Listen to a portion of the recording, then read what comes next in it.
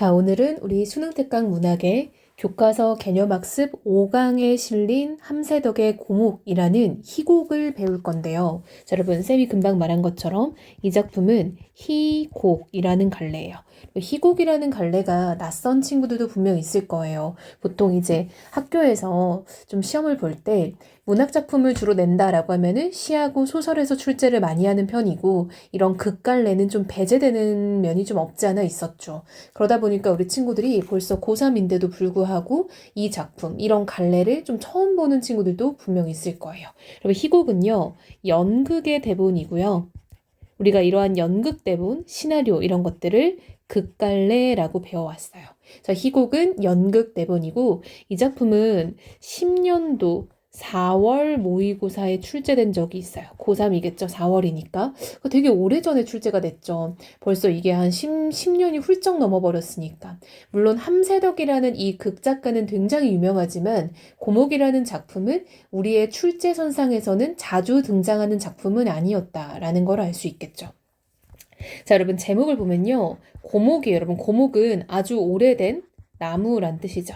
여러분 제목은 뭐가 됐든 의미가 분명 있는 겁니다. 즉, 이 제목에 대한 탐구를 하지 않고서는 우리 친구들은 작품을 읽을 수 없다라고 생각을 해야 돼요. 그래서 앞으로도 제목을 눈여겨 읽는 연습을 습관을 들여야 되는데 우리 친구들이 보통 이제 문제를 풀 때는 제목이 가장 오른쪽 하단에 있죠. 예를 들면 문제지에 지문이 이렇게 나오면은 제목이 보통 여기에 위치해 있어요. 그러다 보니까 제목을 안 읽거나 대충 읽거나 나중에 읽는 경우가 되게 많은데 언제나 제목을 먼저 확인하는 습관을 꼭 지니길 바랍니다. 자, 여러분 이 작품은 제목이 고목이고요. 자, 고목에 따른 어떤 고목의 가치에 대한 인물들의 상이한 반응들이 나올 거예요. 그래서 그런 것들을 우리가 중점적으로 보는 게 이 작품에선 되게 중요하다라는 거야. 그러니까 제목이 고목이겠죠. 그래서 이 상이한 반응이라고도 했는데요. 가치에 대한 반응이에요. 즉 한마디로 고목을 무엇으로 보냐에 따라서 입장 차이가 있다는 거야. 입장 차이. 우리가 그것을 잘 정리하면서 읽어야 한다라는 거예요.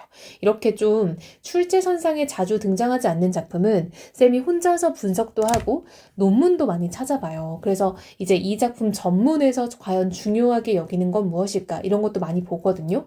여러분 이게 EBS 수능특강이 연계는 연계인데 간접 연계잖아요. 따라서 작가가 연계될 수도 있고 작품이 연계되더라도 수능특강에 출제되지 않은 부분들이 출제될 수도 있어요. 따라서 선생님은 이제 친구들한테 설명을 해줄 때 작품 전문에 대해서 한번 좀 고민을 해보고 검토하고 염두에 두고 이걸 가르친다는 말이죠. 그랬을 때 고목의 가치를 파악하는 게 이 작품 전체에서 가장 중요했다라고 보면 됩니다.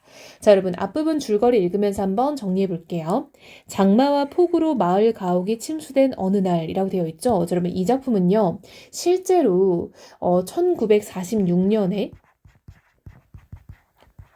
이 수재가 있었어요. 물로 인한 재앙이란 뜻이죠. 이것을 배경으로 하고 있다라는 거예요. 그러니까 굉장히 사실적인 작품인 거죠. 실제 있었던 어떤 그런 배경을 가지고 있다 보니까 친일과 고리대금으로 부를 축적해온 마을의 지주인 거북에게, 여러분 거북이 이 작품의 중심 인물입니다. 되게 중요한 인물인데요. 인물에 대한 정보가 나왔는데 친일적 성향이 있었고요. 고리대금으로 부를 축적해 왔다라고 되어 있죠. 여러분 고리대금은요. 이자가 매우 높은데 돈을 대출해주는 일을 말합니다. 한마디로 사람들에게 돈을 빌려주고 높은 이자로 돈을 많이 벌었던 그런 사람이고 여러분 지주는요. 땅 주인이죠. 그러니까 이 거북이라는 인물은 전형적인 부자입니다. 그렇죠? 3대째 내려오는 500년 된 행자나무를 처분할 것을 요구하는 사람들이 찾아온다. 자, 여러분 이 행자나무가 바로 제목에서 말하는 고목입니다. 오래된 나무인 거죠. 이게 굉장히 중요하다라는 거죠.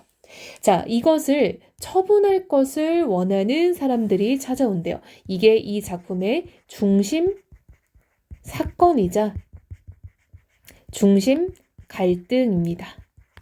처남 영팔은 이재민 수용소에서 지내면서 생계를 꾸릴 미천 마련을 위해 행자나무를 팔 것을 부탁하고 청년 지도자 하동정은 수재민 구제금으로 행자나무를 기부해달라고 요청한다 라고 해서 여러분 저마다 입장이 굉장히 다르다라는 거 알 수 있겠죠. 자, 정리 한번 해볼게요. 영팔이란 인물은 이재민 수용소에 지내고 있는 처남이기 때문에 이 사람은 굉장히 삶이 힘들어요. 경제적으로 너무 힘드니까 이걸 팔아서 나를 도와달라라고 말하고요. 하동정은 당시에 있었던 그 수재 때문에 이제 사람들이 많이 힘들어지니까 기부를 좀 해달라라고 요청을 하는 거죠. 즉 이렇게 고목의 가치에 고목에 대한 상이한 입장이 있죠.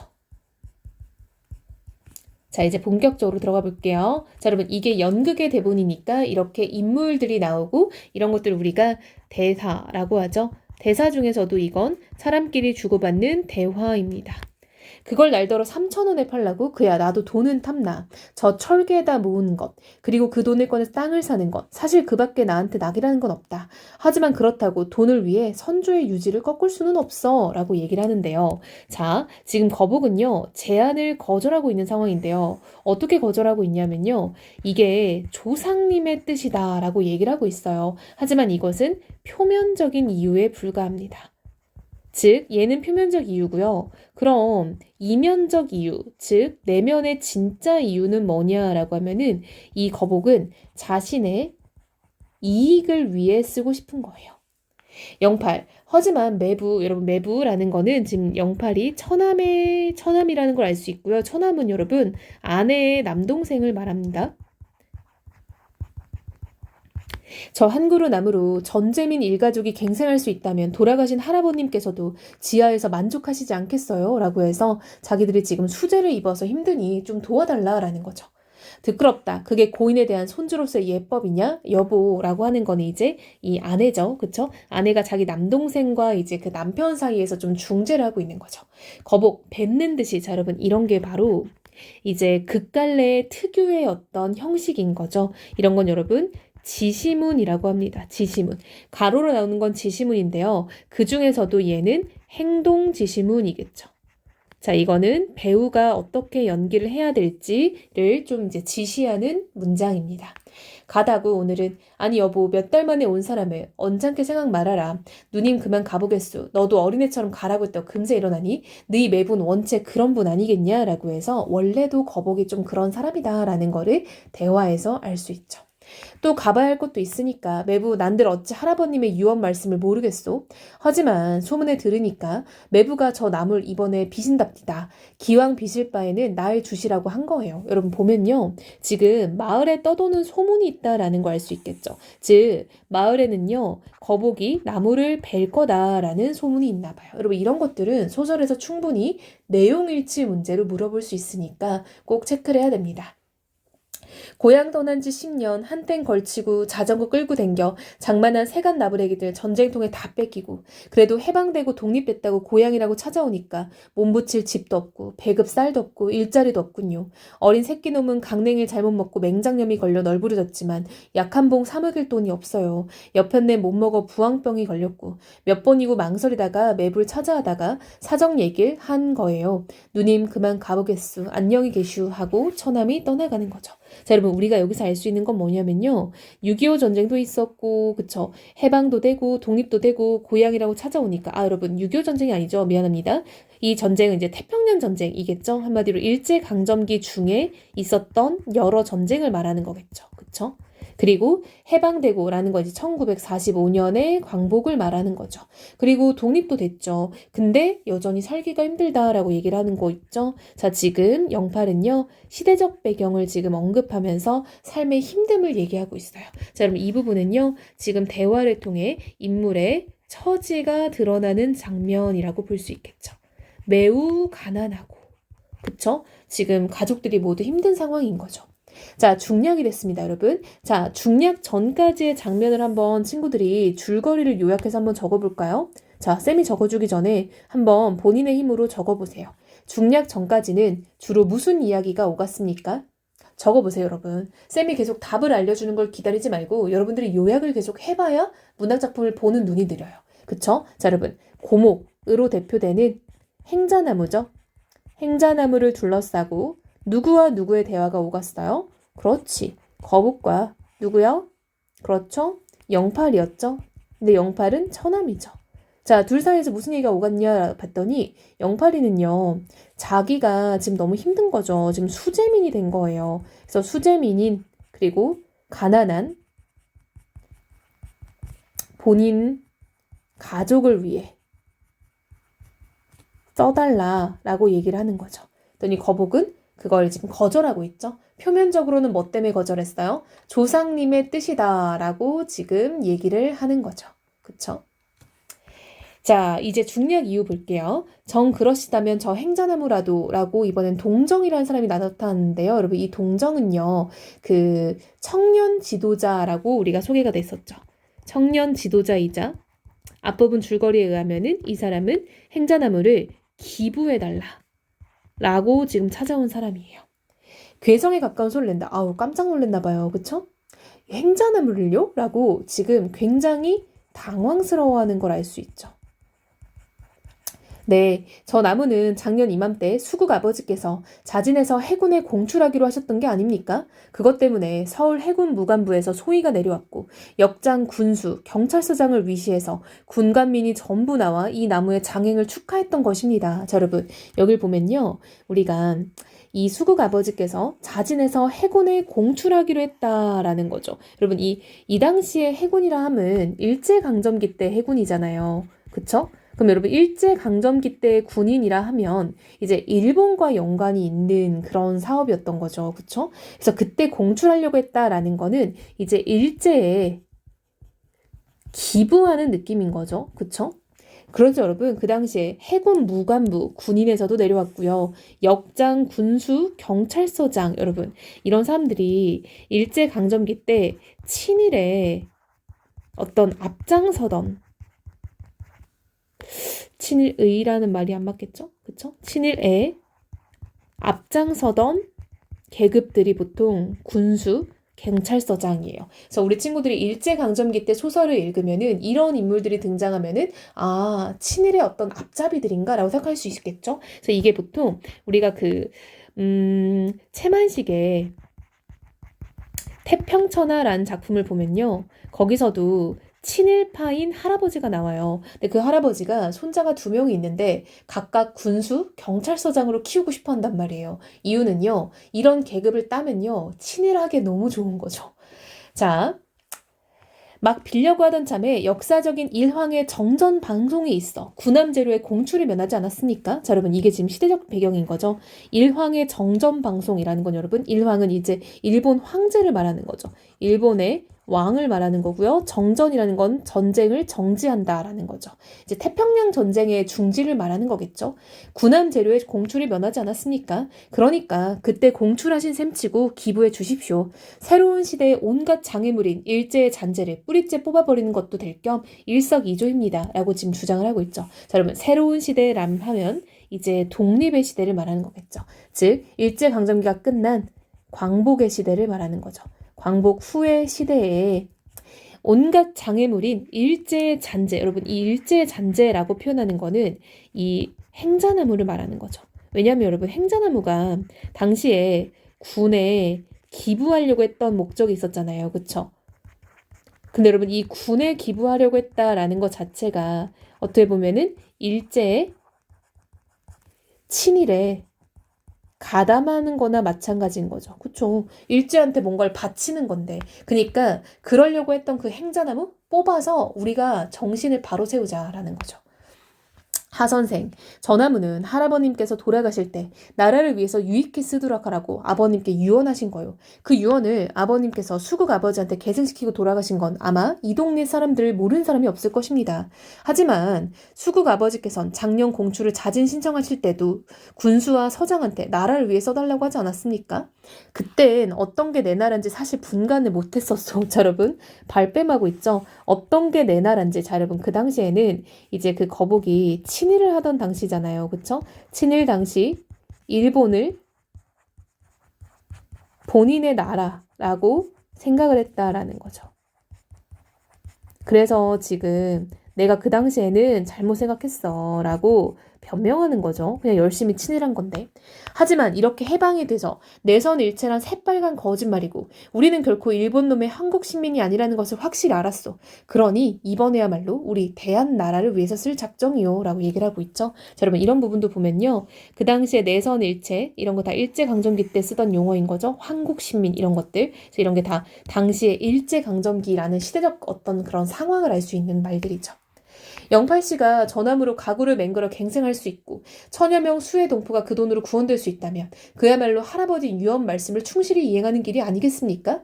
라고 말을 하죠. 하선생은 동포하지만 동포에는 전제민과 수제민만 있답니까?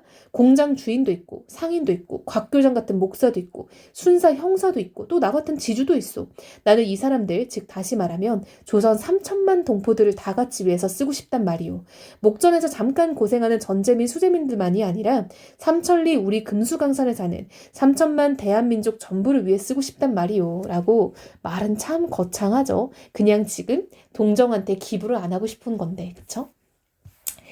3천만 전부를요? 그렇소. 3천만 전부를 위한 길이란 뭐겠소? 독립이요. 자주 독립이요. 이 독립을 완성시킬 수 있는 분은 오직 우리들의 오나미 각하 한 분뿐이요. 그래 나는 오늘 오각하의 내임을 기회로 할아버님의 유언에 따라 이 행자나무를 각하께 바치기로 했소. 저걸 갖다 뭐 하시게? 이번 각하께서 서울시에다 별장을 지신다오. 난 저 나무를 3분해서 밑둥은 화로로 맹글고 가운데는 바둑판에 맹구고 우두머리하고 가장군 장기를 맹글어서 각하의 사랑에다 헌납을 할 작정이요 라고 얘기를 하고 있는데요. 사실 표면적으로는요. 지금 나라를 위해 쓰겠다라고 하고 있죠. 자, 표면적 이유로는요. 나라의 자주 독립을 위해 쓰겠다 라고 하지만 사실 이면적 이유로는요. 지금의 실세인 오각하에게 잘 보여서 자신에게 이익이 떨어지길 바라는 거죠. 즉 오각하와의 어떤 관계를 위해 그 관계는요. 자신에게 이익으로 돌아올 거다라고 믿고 있는 겁니다. 그래서 지금 이 나무를 자기는 헌납하겠다라고 얘기를 해요. 근데 이게 이제 뒷얘기를 보면요, 여러분. 그래서 이 사람이 오각하게 헌납을 하려고 하는데 그때쯤에 이제 본인 얼굴에 좀 혹이 났나? 그래서 되게 좀 흉측한 얼굴이 돼서 어머니를 대신 보내는 거예요. 근데 그 어머니가 가봤더니 어머니 입장에서는 그 오각하가 마음에 안 들어서 기부 의사를 사실 전달하고 오라고 아들한테 들었지만 그걸 안 했어요. 그리고 돌아와서 막 얘가 아니 엄마 왜 안 했어요? 라고 하고 있는데 좀 동네에 떠도는 소문을 들어보니까 자기가 원래 오각하에게 어떤 자리 하나를 받으려고 했던 거죠. 재정부장이란 자리를 갖고 싶었는데 그거를 다른 사람이 갖게 됐다라는 걸 알게 돼요. 그래서 이 사람이 이제 이 오각하에게 나무를 바칠 것을 이제 철회하죠. 그리고 홧김에 그 청년 단원들한테 내가 이거 수재민들을 위해 기부하겠다라고 큰 소리를 쳐봐요. 근데 거북이 얼마 뒤에 후회해요. 후회하지만 돌이킬 수가 없게 돼서 결국은 거북 앞에서 행자나무가 베어지는 겁니다. 자, 여러분 이 인물은요. 지금 이 거북이라는 굉장히 출세지향적이고 그리고 기회주의적이죠. 기회주의적인 인물에 대한 어떤 비판적 시선이 드러나는 작품인 거죠. 그래서 작가는 이렇게 살지 말자를 보여주는 거죠. 자, 여러분 이 작품과 좀 엮어 읽을 만한 작품이요. 그 양기자 작가의 원미동 사람들에 보면요. 마지막 땅이라는 제목의 작품이 있어요. 그리고 이태준 작가의 돌다리라는 작품이 있는데요. 자, 어떤 면에서 엮어 읽으면 좋겠다라고 얘기를 하냐면요. 이 두 작품 모두 그 땅과 관련된 입장 차이가 등장해요. 땅을 파는데 이 땅을 어떻게 쓰고 싶냐에 대해서 인물들 간의 입장 차이가 있는 거예요. 양 기자의 마지막 땅을 보면요. 아버지는 그 땅에서 계속 이제 밭을 가꾸고 싶은데 자식들은 돈으로 보는 거죠. 그 땅을 팔아서 자식들을 도와줬으면 좋겠고 이런. 그리고 이태준의 돌다리도 마찬가지예요. 땅에 관해서 아버지는 농사를 지으면서 끝까지 자기가 가꾸고 싶은 땅이라고 보는데 아들은 그 땅을 팔아서 이제 돈을 마련해서 의사거든요. 그래서 자기 병원을 확장하고 싶어요. 그래서 이렇게 땅의 가치에 대한 어떤 입장 입장 차이가 존재하는 작품들이 있는데요. 이 작품도 나무의 가치에 대한 입장 차이가 있죠. 그래서 이런 것들을 지금 좀 친구들이 비교해서 보면은 좋겠다라고 생각을 합니다. 그래서 이 행자나무에 대해서는 모두가 다 파는 거에 대한 동의해요. 근데 어떻게 쓸 거냐에 대한 이제 차이가 있다라는 거죠. 그래서 그런 측면을 좀 눈여겨보면 좋을 것 같습니다. 그래서 이건 쌤이 이제 논문을 좀 분석한 자료들도 좀 있어요. 그래서 그거는 쌤 블로그에 올려놓을 테니까 필요한 친구들은 영상 보고 블로그에 찾아와서 조금 이제 출제 포인트가 담긴 논문 분석 자료도 좀 보면 좋을 것 같습니다.